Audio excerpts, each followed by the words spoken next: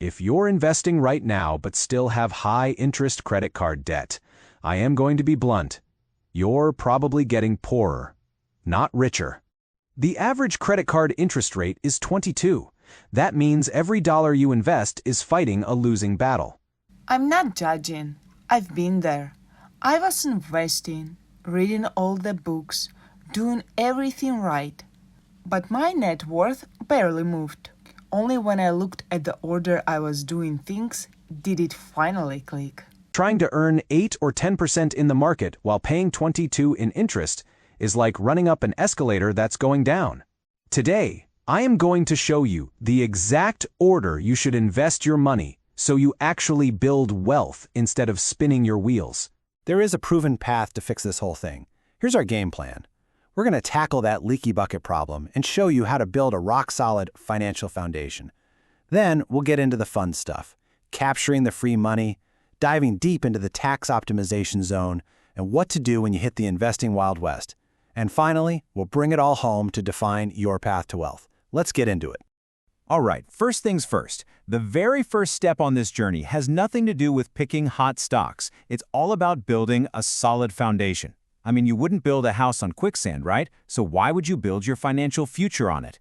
These next two steps, they are the non-negotiable bedrock for everything else we're going to talk about. First up, the emergency fund.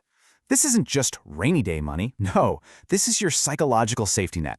It's what stops you from panicking and making terrible financial decisions when life inevitably throws you a curveball. And the best way to do it is in small chunks. First, just race to get that first $1,000 saved. Done? Great.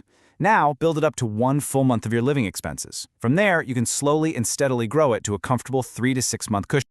And don't underestimate how huge this is for your mindset. A Vanguard study found that having just a $2,000 emergency fund boosts a person's feeling of financial well-being by a massive 21%.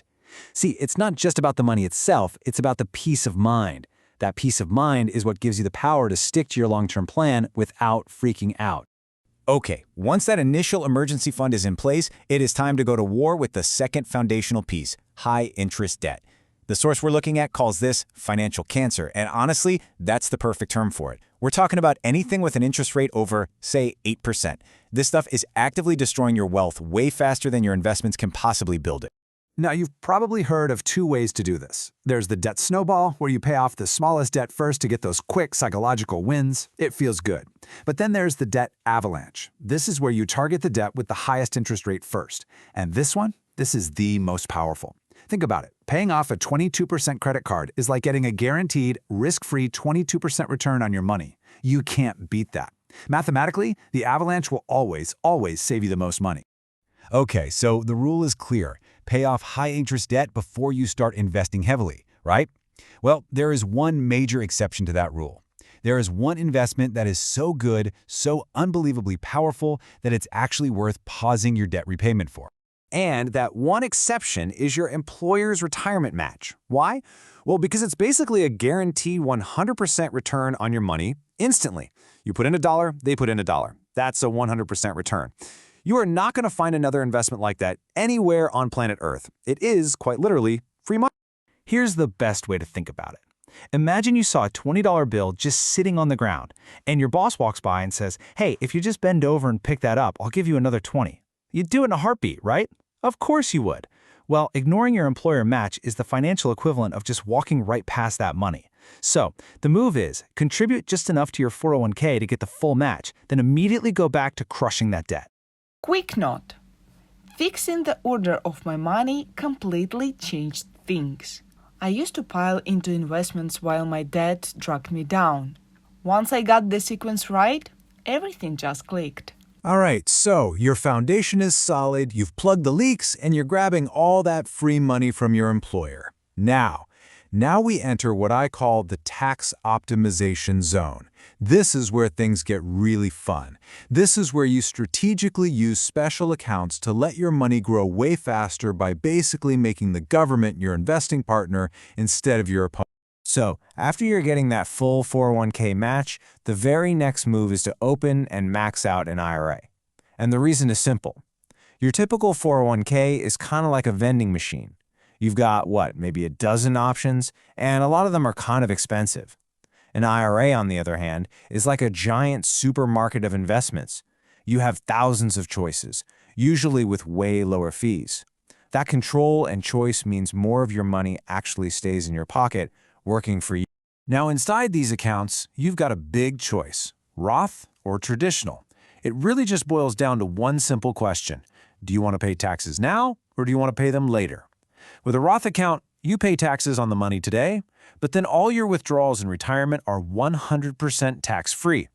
With a traditional account, you get a sweet tax deduction today, but you'll have to pay taxes on every dollar you take out later. The simple rule of thumb: if you think you're going to be earning more money in the future, the Roth is probably your best bet. Okay, now for what might be the single most powerful and most overlooked investment account in existence, the Health Savings Account, or HSA. Now, you have to have a high deductible health plan to use one, but if you do, oh man, this account is an absolute game changer. It's truly the Swiss Army knife of investing. And here is why it is so special. It's the only account that has a triple tax benefit. Check this out. Benefit 1. Your contributions are tax deductible, just like a traditional IRA, so you save on taxes now. Benefit 2. The money inside grows completely 100% tax-free. And benefit 3, and this is the kicker, withdrawals for qualified medical expenses are also tax-free. It's the only account that gives you a tax break at every single stage. It's just incredible. So let's put this whole section together. Here is the optimal sequence for investing your tax-advantaged money. Ready? Step 1. Contribute just enough to your 401k to get that full, juicy employer match. No more, no less. Step 2. Immediately pivot and fully max out your IRA. Step 3. If you are eligible, you absolutely max out that incredible HSA. And Step 4.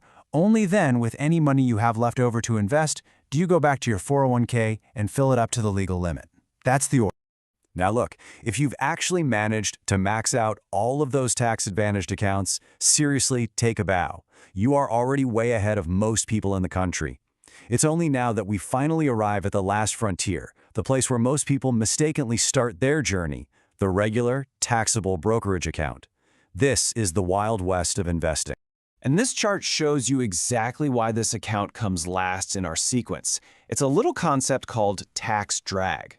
Over 30 years, that drag, which is just you paying taxes every year on dividends and capital gains, it makes a massive, massive difference. I mean, just look at that gap. That's nearly $250,000. Money that went straight to the IRS instead of funding your retirement, simply because of where the money was invested. But don't get me wrong. Taxable accounts are still incredibly powerful tools once you've exhausted all your other options. Their superpower is flexibility. This is the account you use for a down payment on a house or to fund the gap years if you want to retire before you can touch your other retirement funds. They also have some really great benefits for estate planning. So they absolutely have their place. It's just as the final step in the plan. So, there you have it. We've covered the whole journey, from plugging the leaks in your financial bucket to navigating the investing Wild West. So let's put it all together into one clear, actionable blueprint that you can use to build your own path to wealth. Here it is, the whole thing, start to finish. Step 1, build that starter emergency fund. Step 2, annihilate all high-interest debt. Step 3, capture every single penny of your employer's 401k match. Step 4, max out your IRA and, if you're lucky enough to have one, your HSA. Step 5, go back and max out the rest of your 401k. And finally, and only then, Step 6, invest any and all extra money in a taxable brokerage account. That's the sequence. And make no mistake about it, if you follow this exact sequence, you aren't just being smart with your money. You are literally putting yourself into the top 5% of all savers in America. You're building a financial foundation so strong it can withstand almost anything life throws at you, all while maximizing every single dollar you earn. You know, following this order isn't about being restrictive, it's about being strategic. It's about doing the hard foundational work first so that your future self can have a level of freedom that, frankly, most people only dream about. So now you have the blueprint. You have the exact plan. The only question left is, what are you going to build with it? This isn't about perfection. Stick to the order. Let time work its magic, and you'll see a real change. If this helped, you're already on the right path.